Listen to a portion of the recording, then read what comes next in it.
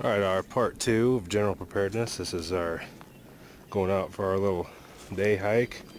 We've told a responsible person where we're going to be, what time we should be home. Say we're going out mushroom hunting. We've got the articles that we talked about before, and it's starting to get dark. It really is starting to get dark too. I got out here too late, but that's alright, we'll make it work. I didn't want to tape in the dark though, but realistically, you get in a situation where you come off the trail or you're not paying attention to what's going on, you're going to end up in the dark. That's why a flashlight is key to have with you.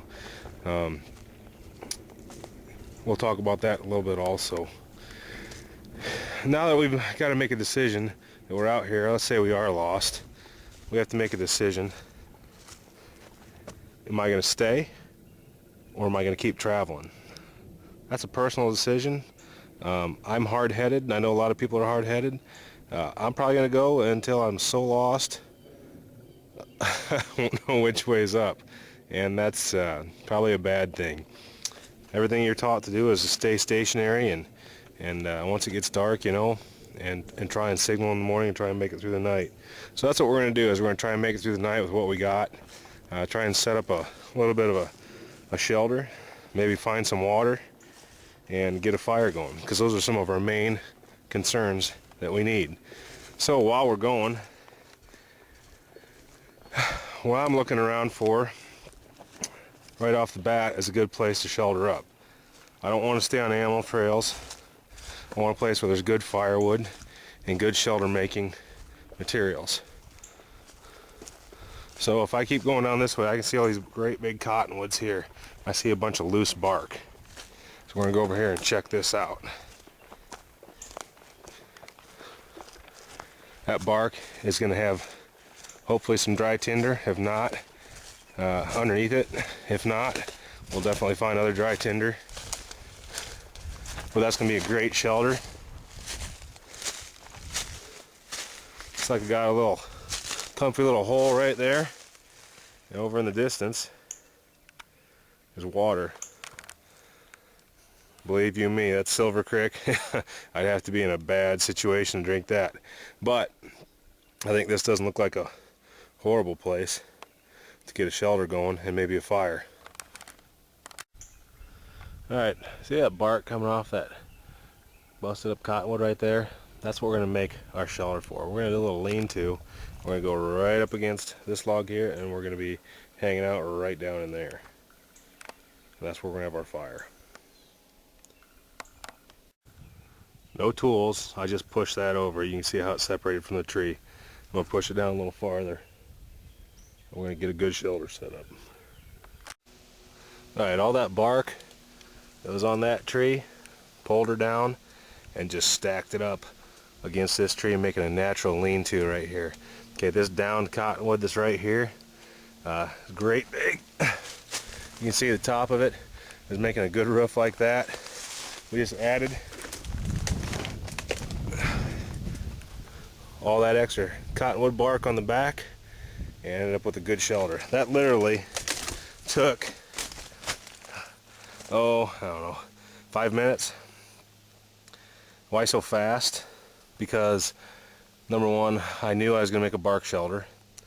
Number two, I've done bark shelters before. And number three, I had great resources right here at hand. So that's all things I had going for me. You may not have all those things going for you, but hopefully you do. All right, now I'm going to get myself a little area cleared out right here. I can even use my emergency blanket in conjunction with this. If I wanted to, I could put it coming down on this side, right, and then have almost a tent. But if it's cold out, I want to build a fire right here and have that heat reflect back on me, and that's actually make it a fairly comfortable night. So we'll do a little bit more work. Alright, I finally broke out the first of my resources, which was my Swiss Army knife farmer. You guys see over there, there's some greenbrier, which by the way, the young shoots are edible. But that was in the area I was going to stay in. So I pulled out my knife, which is something that we talked about having, and used that to help clear it out. Okay, there's my shelter. I took a couple of bigger flat pieces of log, made a reflector. My fire is going to go right there. I can build a long fire, and that's going to heat that whole area up. If I want to, I can keep closing this in if I have time. But we'll just say it's dark and it's tough to get all this stuff done. Anyway, next thing we might want to think about doing is a little bit of fire. Alright, prep is going to be the key here. If you look over here, right on my shoulder, I've got wood that's already split up. Alright, it's not too bad. I've got dead standing. Got a mulberry tree that's got a load of wood there. More punk wood than you can shake a stick at. I've got all kinds of resources that are right here, right at hand. Once again, if you're in areas that don't get traveled that much, you're going to have a lot of resources. Alright, so let's get our fire going. Alright, if you take a look at what we got going on here, I got this reflector built up a little bit more. We got a fire going, and we got our space blanket laid out, and we can just curl right up in that. It'll reflect the heat right back on us, and we'll be good to go. Also, the bark will reflect heat back on us. Now, I know it looks like there's big gaps in there, but it's layered on it. We're looking at it at an angle. Also, we got this monster log over the top of us. It really would be a decent shelter for the night. And considering it took about 15 minutes to put the shelter up, to put up the reflector, and to start the fire, that's not too bad. Alright, other immediate needs could possibly be signaling. If we hear somebody moving around, we've got that whistle real handy and ready to go. We've also got our flashlight ready to go. If we have to get up in the middle of the night and we hear somebody crashed around looking for us, we can grab that whistle and blow on it. Usually in bursts of 3 is what we're looking for.